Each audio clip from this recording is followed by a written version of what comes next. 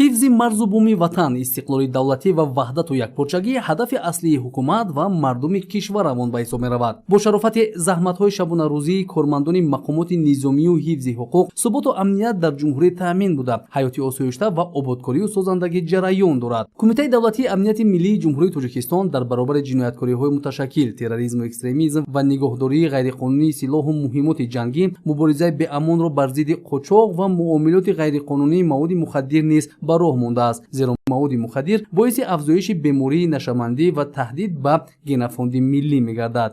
дар натиҷаи роҳандозии чорабиниҳои оперативии ҷустуҷӯӣ аз тарафи кормандони кумитаи давлатии амнияти миллии ҷумҳурии Тоҷикистон дар минтақаи назди сарҳадии деҳаи кишти ҷамоати деҳоти Нуриддин Маҳмудови ноҳияи Шамсиддин Шоҳин боз як далели қочоқ ва муомилоти ғайриқонунии маводи нашаовар дар ҳаҷми махсусан калон ошкор ва пешгирӣ гардид. зимни амалиёти боздошткунӣ, шаҳрвандони ҷумҳурии Тоҷикистон Собиров Ғуломалӣ Ҳусайнович, соли таваллудаш 1968, зода ва сокини деҳаи кишти ҷамоати деҳоти Нуриддин Маҳмудови ноҳияи Шамсиддин Шоҳин ва Сайфуллоев Сайфулло Достиевич, соли таваллудаш 1970, зодаи деҳаи кишти ҷамоати деҳоти Нуриддин Маҳмудови ноҳияи Шамсиддин Шоҳин, сокини шаҳри Душанбе ноҳияи Сино, боздошт ва аз дохили автомашинаҳои шахсии онҳо тамғаи Opel 69 бастаи маводи мухаддир дарёфт ва мусодира карда шуд. дар рафти чорабиниҳои оперативии тафтишотӣ аз рӯи нишондоди Сайфуллоев Сайфулло ва Собиров Ғуломалӣ муайян карда шуд, ки қочоқбарони афғон хатти сарҳади давлатиро дар самти деҳаи кишт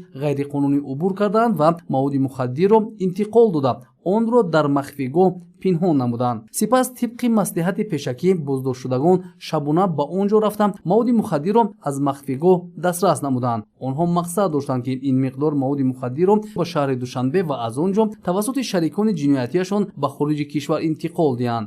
бо ҳамроҳии рафиқам Сайфулло Достиевич аз махфигоҳ шабона рафта маводи мухаддирро овардем ва автомашинои худ ба махфигоҳи махсус ҷойгир намудем. баъд аз он кормандони амнияти миллӣ моро дастгир намуданд ва аз дохили автомашинои худ маводи мухаддирро бароварда ба кормандони амнияти миллӣ супоридам. тибқи хулосаи шуъбаи экспертизаи судии раёсати агентии назорати маводи нашаовари назди президенти ҷумҳурии Тоҷикистон дар вилояти Ғатлон, маводи дарёфтшуда 30 килограмм воситаи нашадори навъи афюн, 19 килограмм навъи ҳашиш ва 9 килограмм навъи героин буда, вазни умумиашон 58 килограммро ташкил медиҳад. аз мавзеи разо ки дар болои қишлоқи кишт мебошад, аз махфилгоҳи махсус ки шаҳрвандони Афғонистон оварда маводи мухаддирро мемонданд, аз он ҷо гирифта ба хонаҳои худ овардем ва дар махфилгоҳи махсуси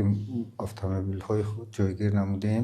1 соат нагузашта кормандони мақомоти амният омада моро дастгир намуданд. вобаста ба ҳолати мазкур бо дастрасии моддаҳои 200 қисми 4 банди Д, 289 қисми 3 ва 335 қисми 1 кодекси ҷиноятии ҷумҳурии Тоҷикистон парвандаи ҷиноятӣ оғоз карда шуда, тафтишоти пешакӣ идома дорад. мо ҳамон вақт метавонем дар муқобили таҳдиду хатарҳои муосир аз қабили муомилоти ғайриқонунии маводи мухаддир дастболо шавем, ки агар сокинони минтақаҳои назди сарҳадӣ ҳушёру зирак, равшанзамир ва огоҳ дар хатти марз амал намоянд, қалбашон саршор аз меҳру муҳаббат ба ватану миллат бошанд ва ба таҳаввулоти минтақа бо назардошти риояи манфиатҳои миллӣ бархӯрд дошта бошанд.